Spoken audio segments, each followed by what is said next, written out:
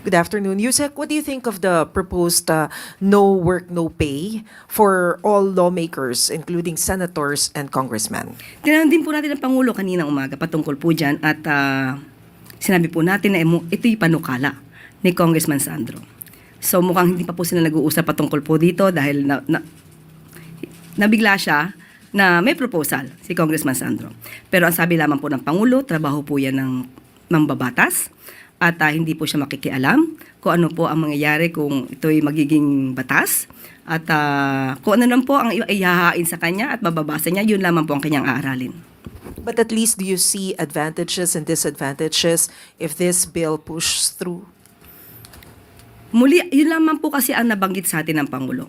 Pero kung pag-uusapan po in general, maganda po ito dahil po para malaman naman nila na ang mga taong hindi nagtatrabaho ay hindi naman dapat na makinabang sa pondo ng bayan. Pero muli, inuulit natin ang sinabi ng Pangulo, hindi po niya saklaw ang paggawa ng batas.